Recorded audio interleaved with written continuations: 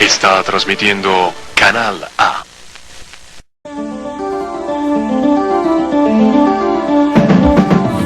Bond presentó el anterior programa con el patrocinio de Diners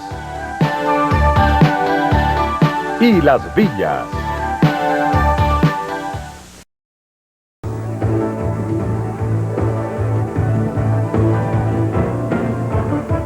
Está transmitiendo Canal A.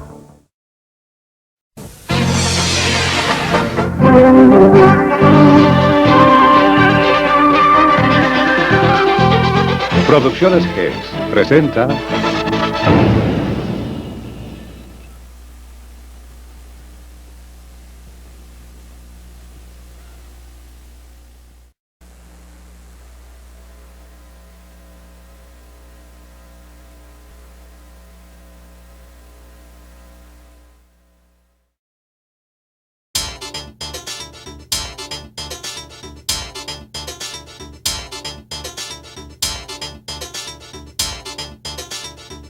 Doctor Gómez, ahora sí entonces retomemos el tema con la lectura pasada. Sí, a mí me ha preocupado siempre ese tema, no solo porque era cautivante, como lo dije la semana pasada, sino que porque determina ese tema un poco la actitud política de nuestro país y de los países latinoamericanos.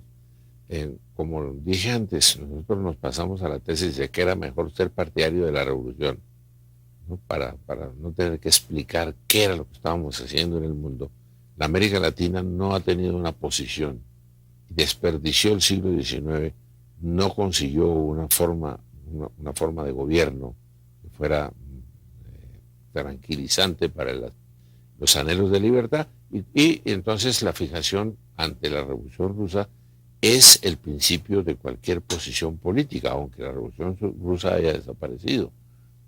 Nosotros, la Revolución Rusa comenzó a fracasar cuando transó con el mundo. Era una revolución ideológica que pretendió tener expresión material, y al tener expresión material comenzó a tener programas, y programas objetivos del costo de la vida, el programa objetivo del trabajo, de la cantidad de desocupación, y esa maravillosa ilusión de transformar el mundo se tradujo en unas realizaciones de tipo práctico que las tuvieron que esconder al principio.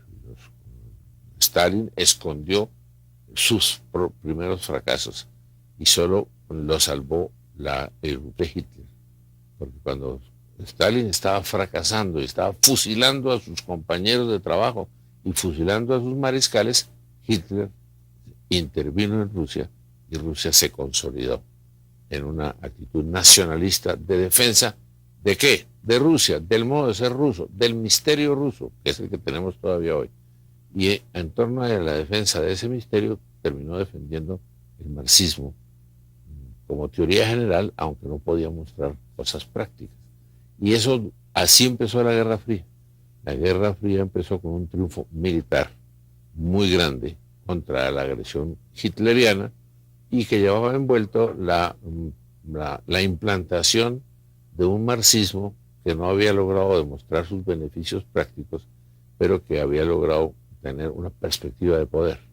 Entonces lo que había ahí era una perspectiva, y las perspectivas de poder son cautivantes, y se desaprovechó, pero era muy difícil aprovecharla, la posibilidad que hubo inmediatamente después de la guerra en las Naciones Unidas, en la fundación de las Naciones Unidas, de haber establecido el monopolio, por la fuerza, el monopolio del uso de la energía atómica. Los únicos que la tenían los americanos. En San Francisco, donde se fundaron las Naciones Unidas, yo estuve allá presente, yo era periodista, un joven periodista, y entonces ahí la disputa que nosotros, que teníamos la preocupación marxista, teníamos era que se estaba dejando crear la competencia atómica, que no hubo en las Naciones Unidas la voluntad de decir, bueno, esto se lo entregamos a un mando único en el mundo, y ese mando único tenía que ser los Estados Unidos, y las demás naciones dijeron, tal vez no se lo entreguemos a los Estados Unidos, y se aceptó en las Naciones Unidas el veto, y entonces vino la Guerra Fría, Y las Naciones Unidas sirvieron para que la Guerra Fría no se volviera una guerra caliente. Las Naciones Unidas están desacreditadísimas. Dicen que no sirven para nada, que no son capaces de preservar la acción de los cascos azules en un pequeño problema, bueno, un hondo, pero que pequeño problema de Bosnia. Entonces, ahí no hubo la voluntad de establecer un poder universal, que es difícil. Había habido el de Roma, había habido el Sacro Imperio Germano-Románico, había habido distintos, el de Carlos V, el de Inglaterra, pero las Naciones Unidas tuvieron un antecedente, que era la Sociedad de Naciones, que había fracasado porque se puso a dictar, era un sistema positivista, liberal, de dictar reglas. Y en las Naciones Unidas se hubiera podido establecer un gobierno universal, una posibilidad grandiosa, que se le tuvo miedo porque había que unir la organización jurídica que se estaba creando en San Francisco con la monopolio de la utilización de la fuerza atómica. Lindo tema, lo vivimos muy intensamente los periodistas que estábamos asistiendo a la conferencia de San Francisco, y naturalmente desplazaba las preocupaciones de los demás que estaban ahí. Iden, que quería que le permitieran intervenir en el cercano oriente. Estaban los representantes de la República extinta, los españoles, que andaban negociando ahí que les dieran una personería jurídica. Estaban los franceses muy derrotados, porque habían perdido la guerra de una forma escandalosa. Y naturalmente Inglaterra débil, tratando de conseguir la bomba atómica. Era notorio que lo que quería era un tiempo para poderse meter al club de la bomba atómica. Y los rusos, con un primitivismo importante, una manada de gente que iba, se subía a los ascensores, tenían jefe para subirse a los ascensores. No era Molotov el que se subía primero, sino el jefe del grupo. Era una cosa muy disciplinada, muy staliniana. Y ahí pues surgieron las Naciones Unidas, que yo las defiendo en el sentido de que no nos permitieron no llegar a una guerra caliente, sino que en la Guerra Fría Rusia aprovechó sustancialmente, como lo ha dicho Alberto, las ventajas que le daba esa connivencia y esa convivencia. La postura inicial de Roosevelt, que tuvo consecuencias gravísimas, un debilitamiento anímico y una voluntad izquierda, llamémosla, no va a ser irrespetuoso, yo iba a decir izquierdizante, era simplemente izquierdosa, era una tendencia de debilidad frente a los valores sustanciales, muy fomentado por la señora de él, que era también una demagoga transigente, y eso debilitó la posición de los triunfadores de la guerra. El bando de Churchill pues fue debilitado todo el tiempo por la actitud rooseveltiana y de algunos de los sucesores de Roosevelt, que consideraron que la opinión pública norteamericana iba a tender nuevamente al aislacionismo y que por lo tanto una actitud frente al comunismo fuerte le imprimía a los Estados Unidos una necesidad de ser intervencionista en el mundo, cuando presumían que los americanos lo que buscaban en ese entonces, y a veces lo buscan todavía, es un abstencionismo de política mundial. Bueno, pero claro, evidentemente eso fue lo que sucedió en ese periodo. Es clarísimo que si el presidente Roosevelt hubiese adoptado una postura, una actitud distinta de la que asumió frente a las exigencias y a las pretensiones de Stalin, el mundo de la posguerra habría sido distinto.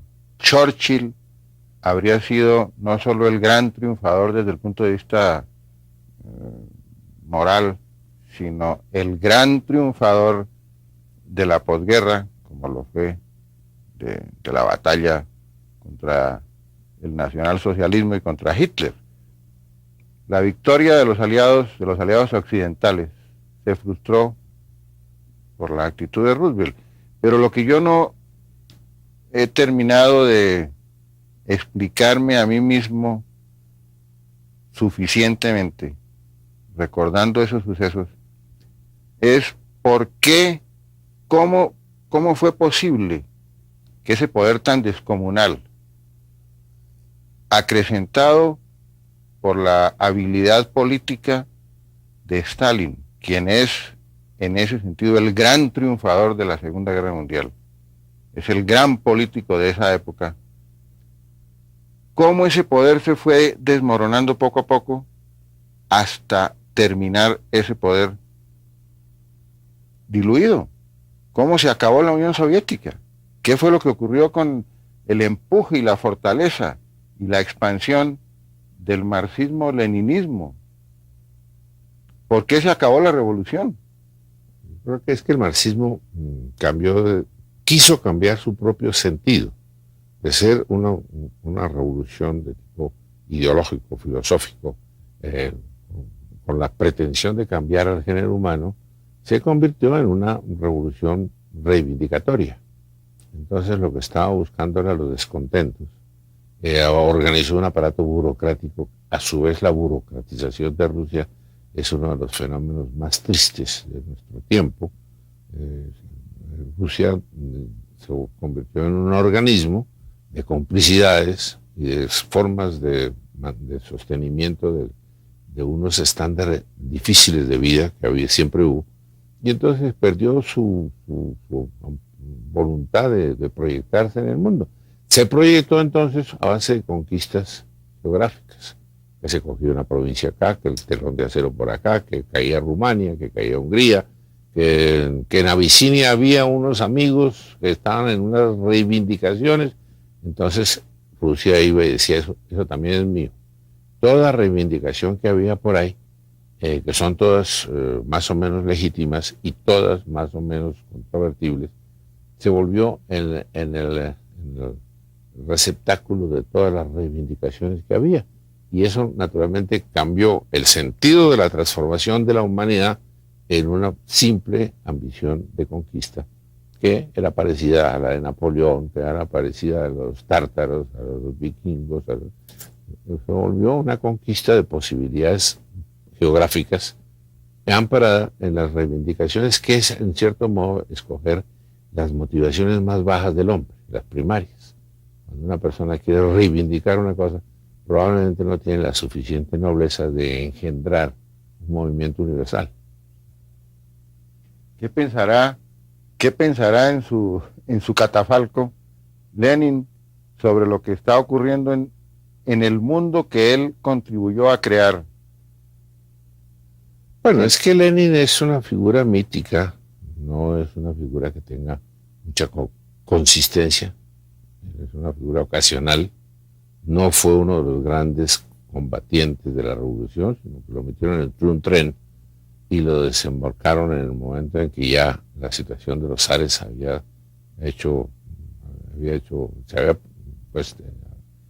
quebrantado, y él fue un improvisador inteligente, un escritor, sí, tiene 2 o 3 libros buenos, y Lenin se convirtió entonces en una especie de mito. Lenin es el comunismo bueno y Stalin es el comunismo malo, y eso se lo dejó hacer Stalin.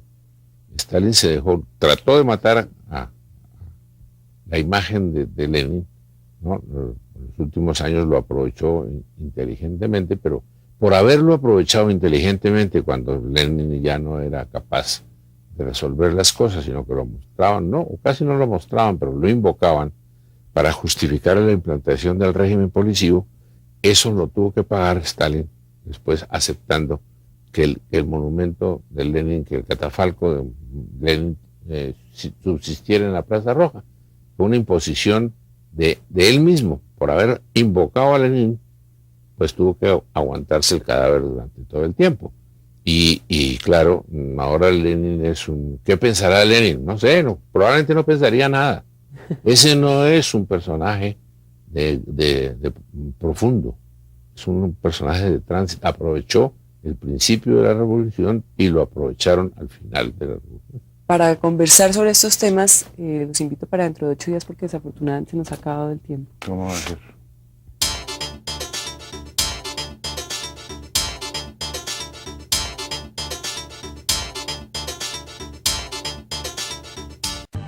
Ahora los lunes a las 11 de la mañana, aquí por el Canal A, llega el mundo fantástico, real y exuberante de la naturaleza. Cuentos de la naturaleza, un programa diferente, un encuentro con la belleza de nuestro mundo para conocerlo más. Presenta GES.